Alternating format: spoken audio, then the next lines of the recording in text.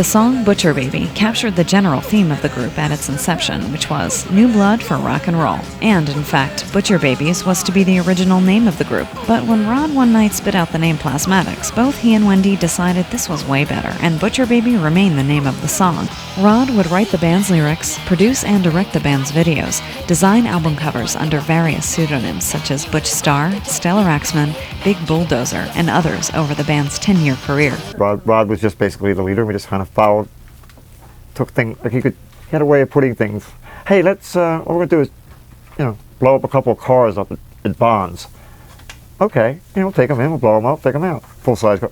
Turns out Bonds is on the second floor. There's only one little elevator that's 4 by 4 foot square. Following the theme of new blood for rock and roll, the general theme of the early shows often had Wendy in a nurse's outfit, and other members, including crew, wearing butcher jackets. At gigs where Wendy didn't wear the nurse's outfit, one of the guitarists or roadies would often wear a nurse's outfit as part of the cross-dressing that was also often part of the performance as well.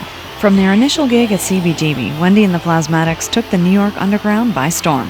From playing a single weekday night, they moved quickly to playing repeated stands of 4 nights straight with 2 sold-out shows each night, lines stretching around the block, and bringing more fans into CBGB during this time than any other band in its history. Oh, it was crazy. There were lines lined up down the block, and it was so packed inside, you had a hard time getting to the stage. It was just totally wild. People lined up to see a band that stared convention in the face, gave the complacency and conformity of the status quo the middle finger, and took great joy in doing so. Wendy and the Plasmatics, as one writer would write later, were all about fuck you. There was something in her that had to be let out, so she was doing what she felt. When you talk about passion, I think she always had the energy and the passion. It was a great performance. The music was just so incredibly exciting, and it is still just so incredibly exciting to me. It's so liberating, their music. They had a much greater appeal to a larger audience than the sort of faux rebel punk rock bands from England did. I didn't really see her until much, much later on when we signed Maggots, or just before we signed Maggots. And the only experiences I had were the videos, the photographs, the TV performances, or anything that was on TV. And that all stood out much more than anything that was going on in the UK. Probably because the British, in many ways, even though punk was so outrageous, it was still cups of tea, safety pins and cups of tea. And there was no cups of tea about Wendy. It was just in your face. She was a star, The group quickly outgrew CBGB, and because there were no intermediate rock venues to play in New York at that time, Rod made a deal to book a then little-known polka hall called Irving Plaza from the Polish war veterans who ran it. It was cheap to rent since it was empty almost all the time, but it was a risky proposition since it wasn't like playing CBs where they had a sound system, lighting, technical people, advertising, and of course the draw of a place that people were used to going to anyway. Wendy and I were pretty much on the balls of our ass financially at the time, Rod said in an interview some years later, so I sold my motorcycle to pay for the show. It was not just a financial risk because a perceived failure would have seriously damaged the band's buzz.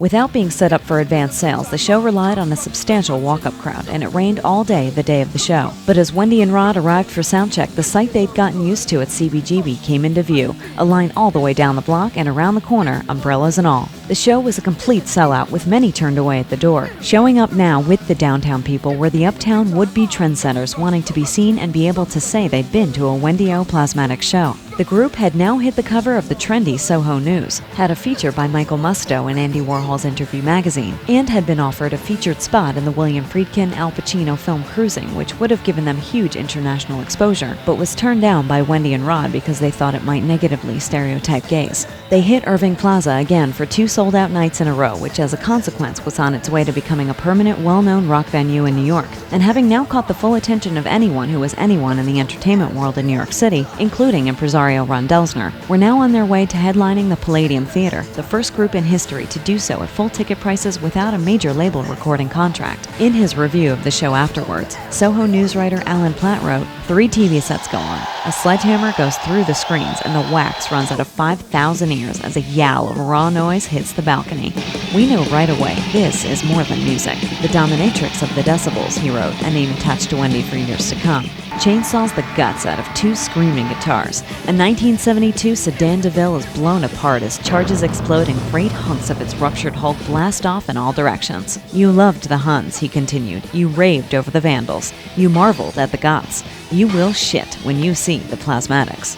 It was the end of the world as we know it, he wrote. The music is a series of experiments in high-speed rhythmic noise, which succeeds perfectly in keeping the stunned mob as close to the edge of mass catatonia as is technically feasible, while reviving the art of pure spectacle to abstract depravity, not witnessed since the decline of the Roman Empire. The Plasmatics, wrote Roy Trakin in the pretentious New York Rocker, are the final solution to rock and roll. It's hard to tell what's planned and what's accidental, though the flaming set of spotlights that fell to earth during the finale looked pretty extemporaneous to me. As I sat in the fourth row, the anxious Trakin wrote, contemplating whether I would end up with a bumper in my mouth, the show took 2,000 years of Western civilization with it. After sold-out shows in Philly, Boston, venues in New Jersey, and elsewhere in the Northeast, where the group was now playing regularly, they returned to New York some 6 weeks after the Palladium show to inaugurate and cram to capacity the Mammoth Club Heat, built in a huge warehouse in Tribeca. Wendy's shows continued to attract celebs from uptown and downtown alike. The Ramones, major fans from the beginning, were regulars.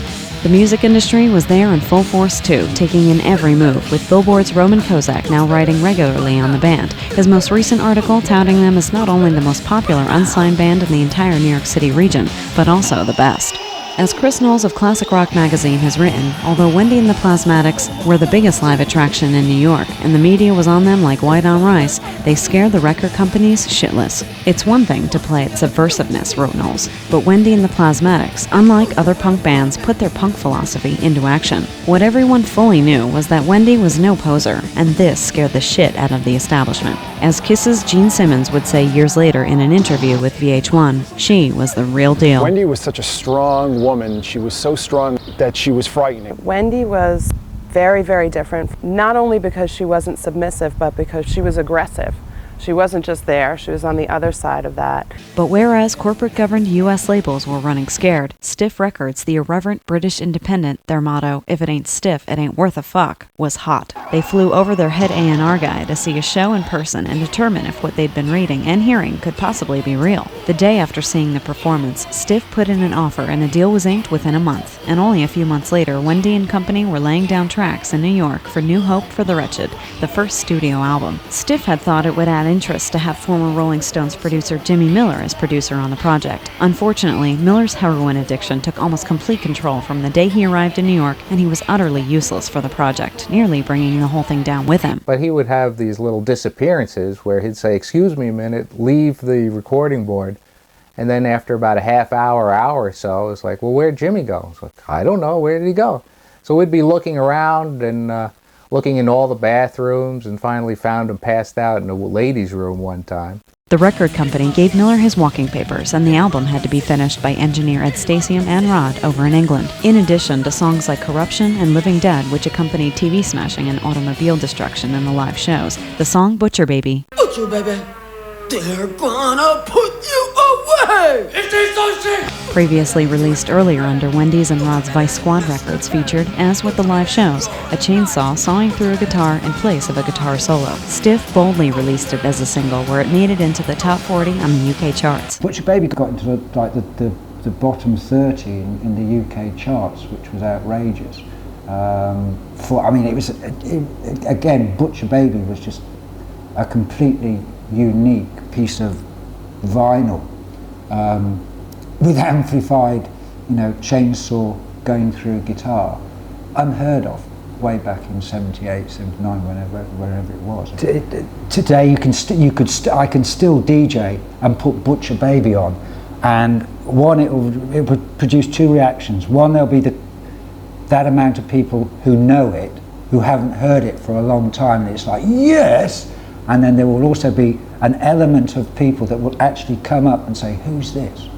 And it's like, well, this is the Plasmatics kids, probably before you were born. And it's like, well, what's that noise? Well, that's actually a chainsaw going through a guitar.